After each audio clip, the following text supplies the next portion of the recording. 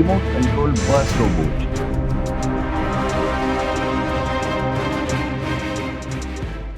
Lab में सुंदर काम कर रहा था। अचानक उसे बहुत ही खुशी होती है और वो चिल्लाते हुए कहता है, यस, आखिरकार इतने दिन की मेरी मेहनत रंग लाई। रिमोट से मैं मेरे रोबोट को विजिबल और इनविजिबल मतलब गायब कर सकता हूँ। लेकिन ये राज मुझे सबसे छुपा कर रखना होगा। सुंदर बहुत ही खुश था कि तभी वहां गब्बर नाम का एक आदमी आता है और कहता है,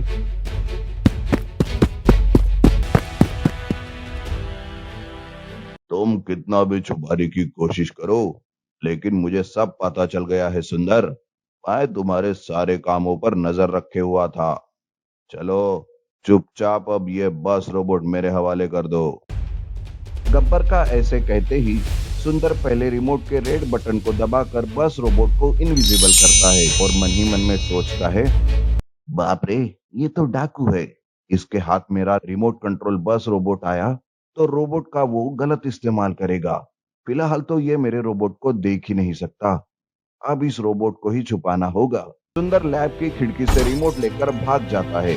गब्बर अपने आदमी को सुंदर के पीछे लगाता है।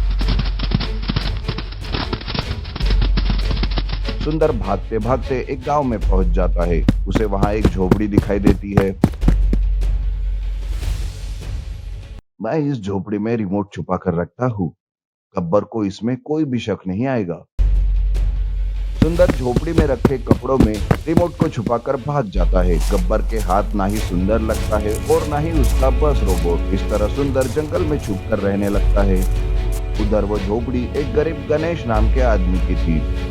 वो कबाड़ी का काम करता था। गणेश काम खत्म करके घर आता है और जैसे ही वो आराम करने के लिए अपनी चादर बिछाने जाता है, तब अचानक से वो रिमोट नीचे गिर जाता है। उसे देखकर वो सोचता है, अरे, ये टीवी का रिमोट किसका है? और वो भी यहाँ मेरी झोपड़ी में किसने रखा? लगता है बच्चों ने खेल खेल में यहाँ पे छुपा के रख दिया होगा। कल सवेरे पूछता हुआ आस पड़ोस में इसके बारे में। इस तरह गणेश दूसरे दिन आस पड़ोस में रिमोट के बारे में पूछता है, लेकिन रिमोट किसी का भी नहीं रहता। गणेश घर आकर रिमोट को देखते हुए कहता है, अजीब बात है, पता नहीं किसका रिमोट है। इसे देखकर तो लगता नहीं कि ये टीवी का रिमोट है। और कैसी बटन्स है ये यहाँ पर। देखते देखते गणेश रिमोट के लाल बटन को दबा देता है। अब लैब में बस रोबोट विजिबल हो जाता है। इस तरह गणेश एक एक करके सारे बटन को दबाता जाता है और उसे कबाड़ में फेंक देता है। गणेश के ऐसा करने से बस रोबोट लैब के बाहर आ जाता है। बस रोबोट आगे बढ़ता हुआ रहता है, लेकिन अचानक उसकी बैटरी खत्म हो जाती है और वो पास ही के एक गड्ढे में गिर जाता है। उधर गब्बर सुंदर को ढूंढते ढूंढते थक जाता है। वो गुस्से से लाल पीला हो चुका था। पता नहीं उस सुंदर को जमीन निकल गई या आसमान खा गया। मेरे सारे मंसूबे पर पानी फेर दिया सुंदर के बच्चे ने। अब मैं उसका लैब किसी काम के लायक नहीं छोड़ूंगा। बर्बाद कर दूंगा उसके लैब को। ऐसा कई गब्बर सुंदर की लैब को जेसीबी की मदद से तोड़ फोड़ कर देता है। सारी लैब तहस नहस हो जाती है। उधर जंगल में छुपा हुआ सुंदर कुछ दिनों के बाद वापस लैब में आता है, लेकिन लैब की हालत देखकर वो कहता है, अरे, ये क्या हो गया?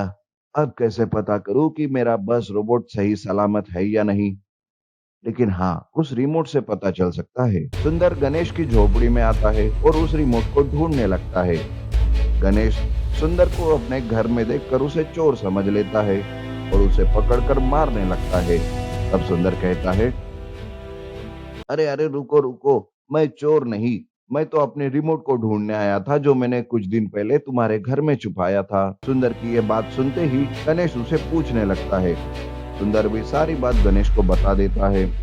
सुंदर रिमोट से रोबोट का पता लगाने की कोशिश करता है।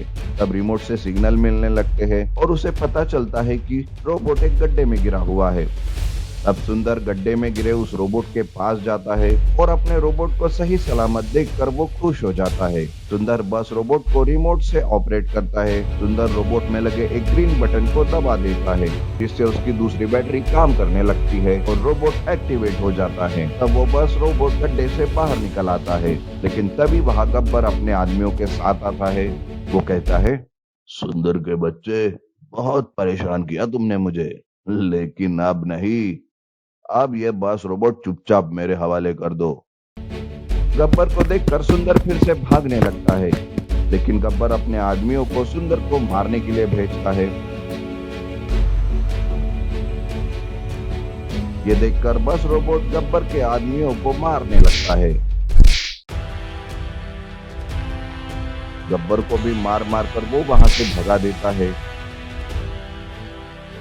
इस तरह से बस रोबोट ने सुंदर की जान बचा ली। गब्बर भागते हुए कहता है, मैं वापस आऊंगा और तब मैं खाली हाथ नहीं बल्कि तुम्हारे इस बस रोबोट को मारने के लिए दूसरा रोबोट लेकर आऊंगा। इतना मार खाने के बाद भी गब्बर का दिमाग ठिकाने पर नहीं आया था। वो तो फिर से बदला लेने के बारे में सोचता है, पर क्या वो इसमें कामयाब हो पाएगा, ये तो वक्त की बात है। आगे आगे देखते हैं होता है क्या।